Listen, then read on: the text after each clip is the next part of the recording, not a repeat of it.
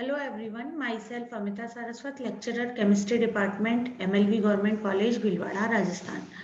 Today we will read about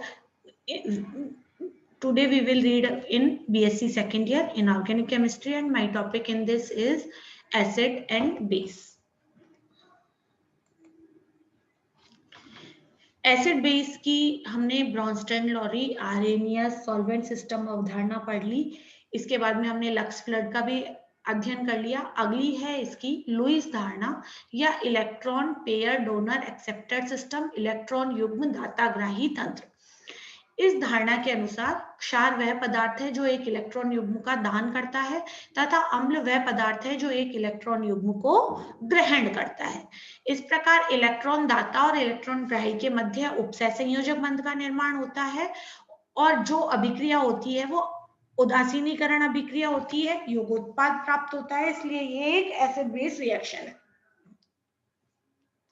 जैसे कि BF3 NH3 से जब जुड़ेगा तो एक योगोत्पाद का निर्माण होगा। BF3 से एक लोन पेयर जो अमोनिया है वो अपना एक लोन पेयर BF3 को दे देगा। इसमें BF3 इलेक्ट्रॉन युग्म ग्रहण करता है, इसलिए ये अम्ल है, और अमोनिया इलेक्ट्रॉन युग्म का दान करता है, इसलिए ये क्षार है।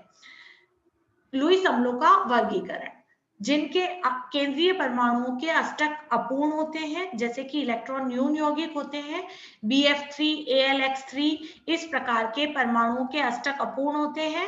यह लुईस क्षारों से इलेक्ट्रॉन युग्म को ग्रहण कर सकते हैं। ठीक है। इसी प्रकार वे अणु जिनके केंद्रीय परमाणु में रिक्त डी कक्षक हों, जैसे कि SiCl4, GeCl4, इनमें रिक्त डी कक्षक पाए जाते हैं। अतः यहाँ पर लुईस क्षारों से इलेक्ट्रॉन युग्म को अपने रिक्त डी कक्षकों में ग्रहण कर अपनी संयोजकता को बढ़ा सकते हैं, इसीलिए ये अम्ल की तरह व्यवहार करते हैं। इसी प्रकार से संक्रमण धातु के परमाणु और आयन, जैसे कि निकल, यहाँ पर रिक्त डी कक्षक पाया जाता है, तो यहाँ पर ये लुईस क्षारों से इलेक्ट्रॉन युग्म को ग्रहण कर सकता है।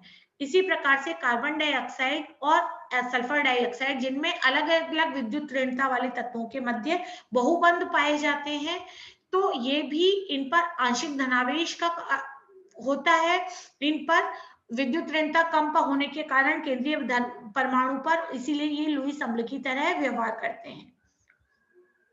वे अणु जिनके संयोजकता कोश में 6 इलेक्ट्रॉन उपस्थित होते हैं वो भी अम्ल की तरह व्यवहार करते हैं, जैसे कि ऑक्सीजन, तो यहाँ पर ये एक सल्फेट SO3-2 से मिलकर सल्फेट आयन का निर्माण करेगा, तो ये आपकी एक एसिड बेस रिएक्शन होगी।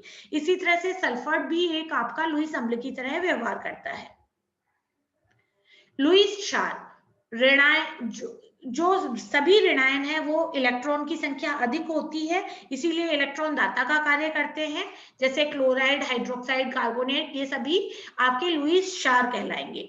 जिन परमाणुओं पर एकाकी इलेक्ट्रॉन युग्म होता है, जैसे कि ammonia, RnH2, pyridine, H2O, H2O, H2S, इस सभी पर भी ये लुईस क्षार की तरह व्यवहार करते हैं। असंतृप्त कार्बनिक यौगिक, वे कार्बनिक यौगिक जिनमें पाई इलेक्ट्रॉन अभ्र उपस्थित होता है, जैसे कि एल्कीन, बेंजीन, जो अपने पाई इलेक्ट्रॉन युग्म द्वारा धातु के साथ बंध बना सकते हैं, इसलिए असंतृप्त कार्बनिक यौगिक भी लुईस क्षार की कैटेगरी में आते हैं।